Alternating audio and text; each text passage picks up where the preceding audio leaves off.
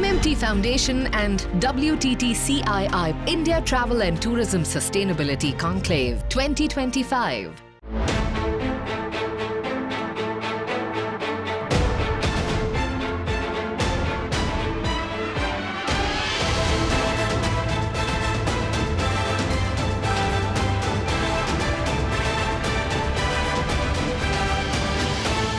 The MakeMyTrip Foundation, the social development arm of the MakeMyTrip Group, in collaboration with the World Travel and Tourism Council India Initiative, hosted the India Travel and Tourism Sustainability Conclave in New Delhi. The event aimed to forge a path towards a more sustainable future for the travel and tourism industry. The conclave was inaugurated with a keynote address by the Honorable Union Minister of Culture and Tourism, Gajendra Singh Shekhawat. इस conference में जिस तरह से हम सब लोग जिस mindset के साथ में यहाँ आए, मैं आदरणीय ज्योत्सना सूरी जी का, क्योंकि ये WTTCII की यहाँ पर रिप्रेजेंटेटिव हैं, यहाँ हम सबको लीड करती है, सहित आप सबको बहुत सारी उसके लिए बधाई देते हुए धन्यवाद देना चाहता हूँ। आदरणीय दीप कालरा साहब और आदरणीय ज्योत्सना जी, इन दोनों की leadership and the organisations which they represent, इन दोनों के इनिशिएटिव्स निश्चित रूप से भारत में पर्यटन के क्षेत्र को एक नई ऊंचाई और मजबूती प्रदान कर रहे हैं, और निश्चित रूप से सस्टेनेबल डेवलपमेंट के डोमेन में भारत को एक ग्लोबल वॉइस के रूप में खड़ा करने की दिशा में भी ये जो लोग योगदान कर रहे हैं, उसके लिए मैं इन दोनों का विशेष रूप से धन्यवाद देना चाहता हूँ। तो भारत के लिए सस्टेनेबिलिटी कोई नया विषय नहीं है। भारत में हमारे ऋषियों ने, हमारे मनीषियों ने सैकड़ों सालों से, हजारों सालों से, शताब्दी के इस सभ्यता के विकास के साथ में अपने अनुभूत ज्ञान के आधार पर हमारे मंत्रदृष्टा ऋषियों ने इस विषय का बहुत सहजता के साथ में समाज के सामने प्रतिपादन किया था। वहाँ सस्टेनेबिलिटी किसी को पढ़ाने की जरूरत नहीं होती। कार्बन इम्पैक्ट कितना होगा उसका, उसके दूसरे फुटप्रिंट्स क्या होंगे, ग्रीन हाउस गैसेज एमिशन क्या होंगे, ये किसी को जानने की आवश्यकता नहीं थी, लेकिन फिर भी पीपल रिस्पॉन्सिबली बिहेव करते थे। पानी को लेकर के जो अभी नई मुहिम शुरू की, उसका भी इम्पैक्ट दिखाई देता। नोबडी क्वेश्चंस, आजकल कोई नहीं पूछता कि आप आरओ वाटर है ड्रिंक या मिनरल वाटर है, नोबडी क्वेश्चंस। ये जो है, इसको हम साइलेंटली, डिस्क्रीटली उसके बिहेवियर को चेंज करते हुए उसमें सेंस ऑफ ओनरशिप उसके साथ है, सेंस ऑफ पार्टिसिपेशन टूरिस्ट के साथ में जुड़े, इस दृष्टिकोण से अगर काम करेंगे तो निश्चित रूप से जो है हम इसको सफलतापूर्वक लोगों के दिल और दिमाग में बिठा करके उनको जो है इसमें पार्टनर बना सकते हैं। प्लास्टिक की बात हम कर रहे थे, मैंने कहा हिंदुस्तान दुनिया का सबसे जो larger economies and countries which are moving towards becoming a developed country, उनमें अगर देखें तो भारत सबसे कम प्लास्टिक कंजम्पशन करने वाला देश है। एक सस्टेनेबल प्रैक्टिस के साथ में एक बोनस लिंक कर दीजिए, अपने आप चीज चेंज हो जाएंगे। और दैट इज द पॉइंट, जहां से शुरुआत होती है वो अगर होगी तो आगे अपने आप जो है उसको लेकर वो एक रेजोनेंस डेवलप हो जाएगी, जो रेजोनेंस जो है आने वाले समय में हमको इसमें सक्सेसफुल होने की दिशा में आगे बढ़ाएगी। सरकार ने भी अपने जितनी इनिशिएटिव्स हैं, जितनी स्कीम्स हैं, उन सब के जो है सैंक्शन करने के एक पैरामीटर, प्रमुख पैरामीटर सस्टेनेबिलिटी को बनाने का फैसला किया कि हमने रिन्यूएबल एनर्जी में सोलर एंड विंड, इन दोनों में दुनिया में 3rd पोजीशन अचीव कर दी है। पहले हम 4थे नंबर पे थे, अभी हमने जर्मनी को पछाड़ करके हम 3रे पायदान पर आके खड़े हो गए, और बहुत जल्दी हम दुनिया में 2रे पायदान पर आ जाएंगे। इंडस्ट्री में, हमारे सेगमेंट में भी इसको हम सबको मिल करके काम करने की आवश्यकता है। हम बहुत सारी बातें करेंगे, बहुत सारी चर्चाएं करेंगे, बहुत सारे आंकड़ों पर डिस्कशन करेंगे, बहुत सारी चिंताएं भी व्यक्त करेंगे, लेकिन अगर इस कमरे से बाहर जा कर के उस पर काम नहीं करेंगे, एक्शनेबल पॉइंट्स को आइडेंटिफाई करके उनका एक टारगेट तय करके उनको अचीव नहीं करेंगे, उसको लेकर के वापस उसके इम्पैक्ट को असेस नहीं करेंगे, उसको मॉनिटर नहीं करेंगे, तो कोई लक्ष्य हासिल नहीं होने वाला। MakeMyTrip also launched the Sustainable Hospitality Handbook in collaboration with the Hotels Association of India at the Conclave. This handbook is designed to inspire and empower hoteliers, managers and stakeholders. Next up was the welcome address by Deep Kalra of MakeMyTrip, highlighting the future of India's tourism through the lens of sustainability. I think the beauty about sustainable tourism is that it really is the coming together of 3 forces: the environment, the cultural aspect, and the economic aspect. And sustainability and sustainable tourism is one that balances all 3. The three very important aspects: it has universal scope everywhere we go, starting from a small part of India to the most fancy place overseas. We still need to be worried about sustainable tourism because we are adding that every time we go out and we do something. We are the same person who goes overseas and we really protect the environment. We carry a water bottle, we fill it at water stations, but somehow we forget to do that when we're back home. I think we have to think about this far more consciously. Every time we pick up that plastic bottle, we might have to use it. Maybe we can carry our own bottle with us. When we are doing waste disposal, we can segregate it in the right way. There's a plastic circular economy, which I would like, Minister Ji was educating us about how it can actually form a virtuous cycle, and he will tell us about that. And if we are just more conscious on these little things that we do, I think we can make India a place where people will want to keep traveling to, rather than avoiding places like Manali, which I as a kid loved going to, or Mussoorie, or Nainital, or North Goa, which now me as an adult doesn't want to go to. So I hope all of this will change. I hope today can be a clarion call to start making that change. This was followed by the vote of thanks by Dr. Jyotsna Suri, the Vice Chairperson of WTTCII and Chairperson and MD of the Lalit Suri Hospitality Group. Sustainability is not just a buzzword, friends, anymore. It is absolutely crucial. And it is our responsibility as the travel and tourism fraternity to do whatever it takes to prevent damage to our environment. Sustainability should be in the heart of our vision, the tourism vision. It should not be an afterthought. Unfortunately, that is what is happening. It is an afterthought, and really it should be a strategic imperative. Yuvraj Srivastav of MakeMyTrip emphasized the need of the conclave. Why it was not just a boardroom discussion, but a pivotal moment where all stakeholders came together to drive collective action. The whole idea started with a small thought of really releasing a handbook on a sustainability. And after a while, that thought developed into a concept that why do we really need to do in our boardroom? Why should we not really call all the stakeholders who have been part and parcel of the foundation and all those who can really make difference to the whole sustainability initiative for the tourism and travel. So I think that whole concept today, the way it has got fructified, I think personally I feel very, very overwhelmed. MMT Foundation and WTTCII India Travel and Tourism Sustainability Conclave 2025.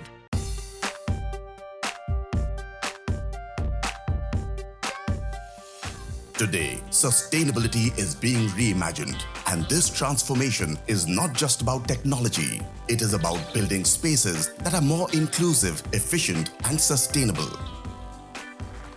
As the conclave unfolded, a series of panel discussions explored key tourism-related topics, driving meaningful conversations for the future of sustainable tourism. First up was the discussion on hospitality. We should have an execution roadmap on how we intend to tackle the 3 Ps, people, planet, and profit, as far as India's tourism opportunity and tourism industry is concerned. Most interesting statistic, if India grows at 6% for the next 6 years, the number of consumers of, 3,000 rupee plus hotel rooms will grow 8x. 8x from some 4 million households to 30 million. It's still only 10% of India. But for us, it's a game changer. One of the things that we've been saying is that the industry should come together and create a zero draft for us to rate hotels on sustainability. Okay. Because we need to see, what is it that we have done? How do we get more and more people onto the bandwagon?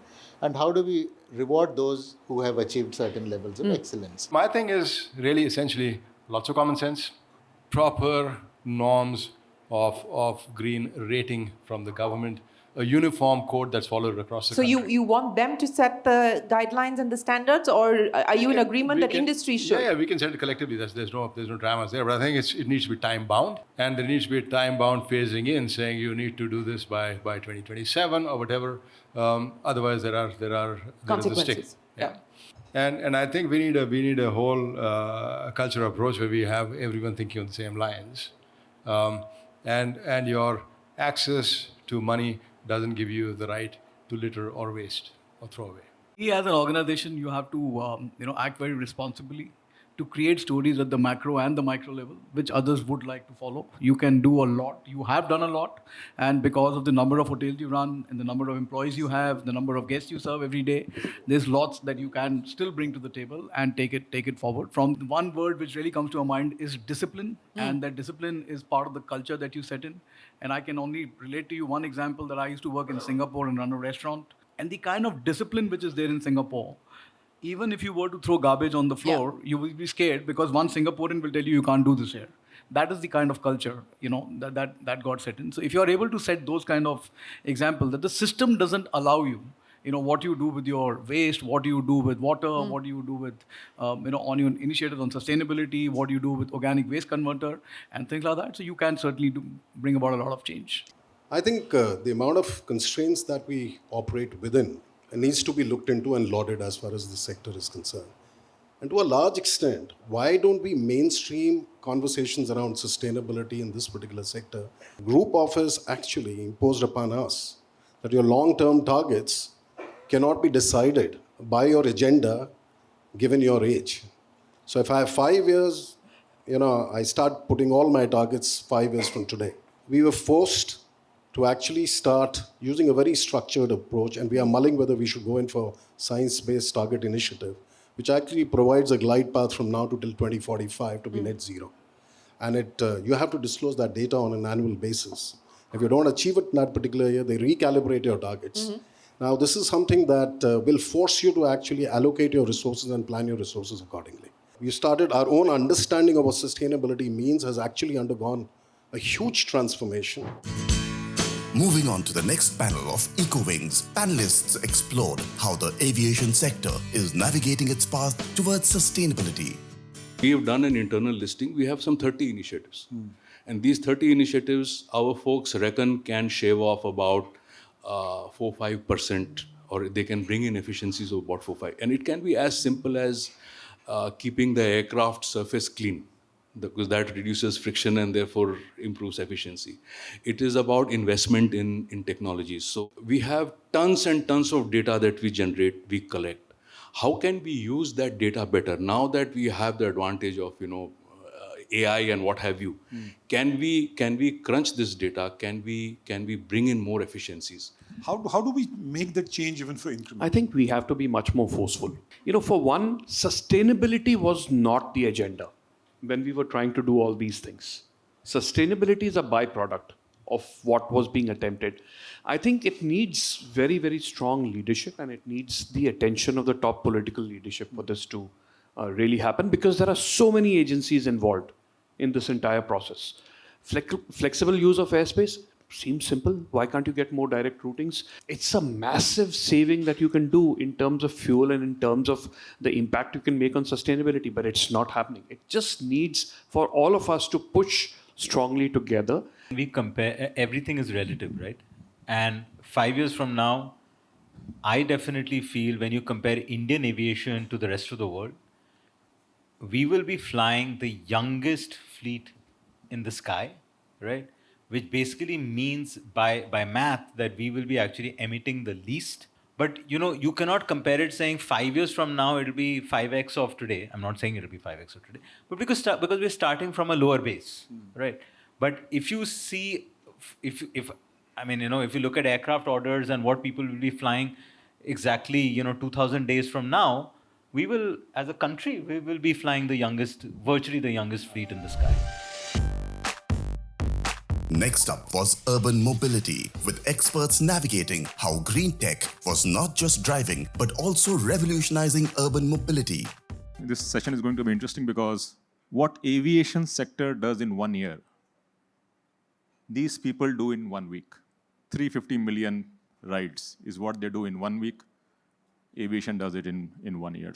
Every day we save 300 tons of carbon emission, and every single day we avoid by using EV buses, and hear this number, 115,000 liters of diesel in a single day into 365 days. We have a lot of women coach captain, women who drive intercity buses. And out of the 300 buses, 50 women are even host. And I think if you add the entire bus industry, this number will not be matched. right? So that's a change on ESG sustainability which we bring. Another thing which will surprise you, it's zero cash business. 100% of our transaction is digital, while we move 1 lakh people plus a day. If you go further into India's bus market, you'll find that there are thousands of bus operators in Kerala, Karnataka, Central Tamil Nadu that own one bus each. Some of them own two, and if you own three, you're a big bus operator in that particular area, right? So this is how fragmented the industry is in India. If you zoom out and look at the technology that is needed, essentially, these individual bus operators don't have the capability to build out a city-level network planning platform.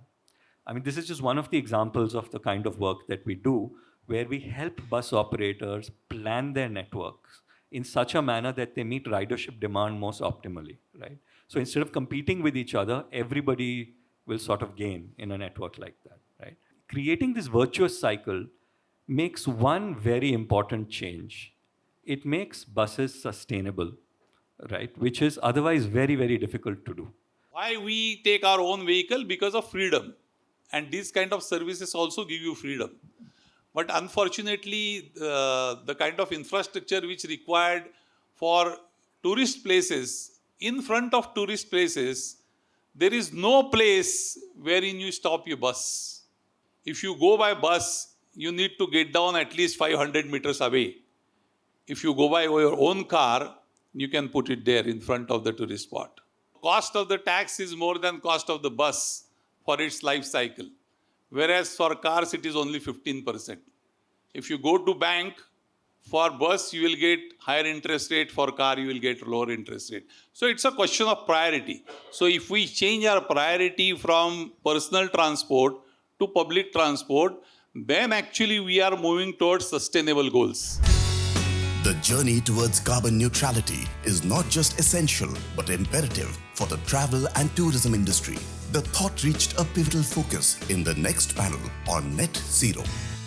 One of the important issues that specifically comes to the forefront is that yes, this sector is responsible for the growth and prosperity, but there's a need for us to think and decouple this growth from the emission that comes along with it. And we have had the chance in the previous panel to discuss from the airlines perspective, from the public transportation perspectives. I think here we are trying to go in a more holistic manner. I work with a lot of youngsters, and when I interview them and ask them, what else do you like to do other than work, they say, we want to travel. So I think, and when I ask them, like, what kind of travel do you want? Then they say, we want to experience local cultures, right? So I think, there is an opportunity there in the emotional quotient where we tap the younger generation, because I think the next generation is getting very conscious. So we should use that as an opportunity and look at how we could low emissions hotels and low emissions travel for that community first. We have enough in this country in terms of opportunity, I always say. We have anecdotal experiences of hotels which are doing amazing work. No other hotel that I know of have in their KRAs for their managers targets to hire people with special needs, acid victims. Yeah, Lemon Tree does that. And as a nation, as Indians, I quote this all over the world when I travel. Wow, we should be proud of it, right? So when there is a shining beacon there, that needs to be spread out. There is nothing I believe that we can't do as a nation, as an entrepreneurial community. But we need to now just rise above that, rise above more than just profits and our own occupancy issues, and look at these examples because the opportunities are there. And I always say sustainability in hotel industry is not rocket science. It's common sense. Greenness is all about at what rate you are changing. If you're changing your electric vehicles at a particular rate, whether the grade is changing or not, that makes a lot of sense when you're talking about the green and the green quotient of the electric vehicles. Otherwise, you may have electric vehicle, we may have more electric vehicles running or flying in a particular city, but at the same time, you look at the pollutions that leads to kind of tailpiping of the pollution somewhere else. The bottom line is actually the behavioral change, which is very, very crucial. And what we need essentially is that what we need to differentiate between what we need and what we don't need actually. Next up, panelists shared how responsible tourism practices could help preserve the cultural and natural integrity of destinations while promoting economic development. हम तो बोलते हैं कि हम विश्व बंधु बनना चाहते हैं. How do we invite our people to come to India and discover the real India? You talk about astronomy, you talk about philosophy, you talk about Ayurveda, you talk about so many things that we can offer to the world with due humbleness. It is not that we're forcing it upon themselves. ना तो सरकार कर पाएगी, ना समाज कर पाएगा, ना प्राइवेट सेक्टर. तीनों को मिलजुल के करना पड़ेगा. सरकार को इंफ्रास्ट्रक्चर बनाना पड़ेगा. जब तक होल ऑफ नेशन हम लोग नहीं करेंगे, हम लोग समझते हैं कि सब सरकार करती रहे, गलत है. सब समाज करता रहे, गलत है. सब प्राइवेट सेक्टर, तीनों को मिलजुल के करना पड़ेगा. There is X amount that needs to be done.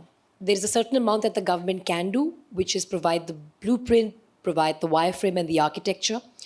And there's, given the scale of what needs to be done in a country like India, there is a gap that's always going to need to be filled.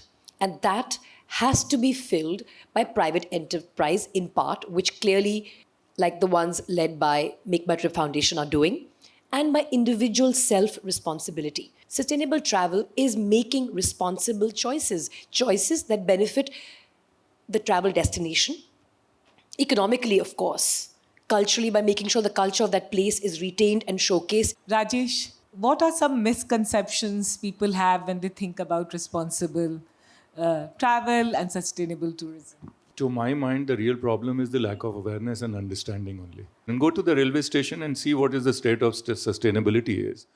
And what is the state of travel, sort of discipline is, if you will, right? We are not aware of it and therefore we end up taking casual. One is the casual attitude. The other thing is at the core level, we don't really understand the impact of it. And therefore, we are not going to be able to take, corrective action, at least at an individual level. First, I need to understand the impact of it. That this is happening and this is happening, this is coming closer home, it is real, it is not hallucination. Can we do our bit to sort of create more and more awareness in a very simple form? Why are the tourists coming to India? They are coming to India to see a building which our ancestors built 5,000 years back, 2,000 years back, 1,000 years back. I can be very sure that none of them are going to come in the 25th or the 26th century to see the buildings that we are creating today, the hotels that we are creating today, because none of them are aesthetically designed. They don't even solve a functional purpose. In the ESG model, while we demand infrastructure, we are not using our architects enough in terms of designing the buildings in a manner where we can reduce AC consumption, where we can, do away with a whole lot of artificial stuff which we've adopted from the West, because the more modern that we are becoming, I think the circular concept of circular economy has become like a cherry on the cake. The conclave concluded with insightful exchanges and inspiring ideas, setting the stage for sustained action towards a more sustainable and responsible future in travel and tourism. MMT Foundation and WTTCII India Travel and Tourism Sustainability Conclave 2025.